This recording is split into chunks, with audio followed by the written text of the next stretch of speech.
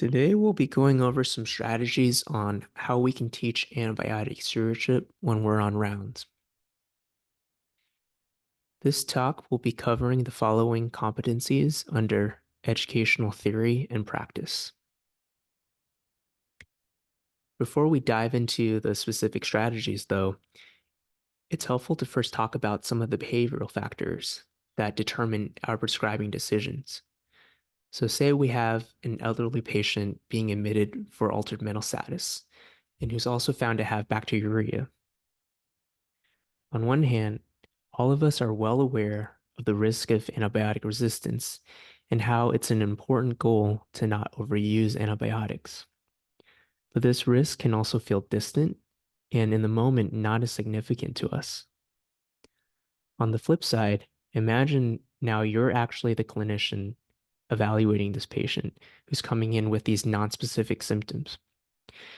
You think it could be due to an infection and it might benefit from antibiotics, but you're not completely sure though. Due to this diagnostic uncertainty, it's easy for your priorities to quickly shift from, I need to be a good steward of our antibiotics to, I need to protect my patient from getting sicker. Diagnostic uncertainty is unfortunately common in our jobs and also very challenging for several reasons. For one, it's really uncomfortable to sit with. We can build up tolerance to this uncomfortable feeling, but we need a lot of time and experience to do that. So this means that for our early learners, it can be especially challenging. Not only is it an uncomfortable feeling to sit with, but uncertainty can also impair our decision making by activating a lot of different cognitive biases. When we run into uncertainty, we oftentimes start looking for easy solutions. One of them commonly being prescribing antibiotics. This is because it's a quick thing to do. It makes us feel safe and it gives us a sense of control over the situation. One of the problems with this, though, is that we tend to overestimate their potential benefits and underestimate their potential risks. And it's this kind of decision making that's a common reason behind why we overuse antibiotics. Another cognitive bias that comes into play with clinical uncertainty is something called the action bias. This is our tendency to take some sort of action, even if it may not end up being the most appropriate. This is our inner voice telling us, don't just stand there, do something when we see our patient not doing well. This is because we often conflate inaction with being lazy or being a bad clinician. So if uncertainty can lead to antibiotic overuse, and it can also disproportionately affect early learners. As attendings, what can we do to address this when we're on rounds? The most important step is to first set the stage. We should make it easier for our learners to do the harder thing. So in order for our learners to feel more comfortable with uncertainty, we need to prioritize psychological safety on our team. This is when learners feel comfortable enough to take risks and to make mistakes without the fear of shame or embarrassment.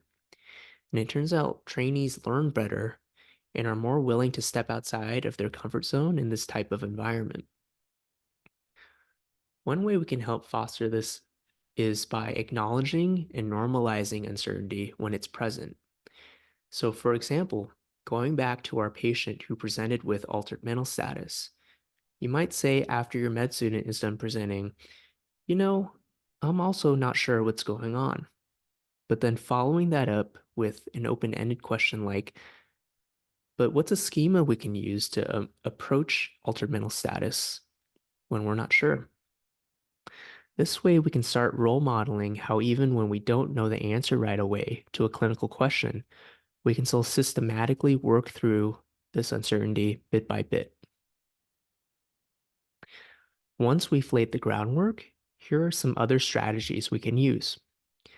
The first one is documentation. So for example, if team reaches a decision during rounds to not prescribe antibiotics, you can encourage your learners to document the thought process in their notes. By having them think out loud in their notes, this can help address the fear they might have that they're missing something because it forces them to exercise those clinical reasoning muscles.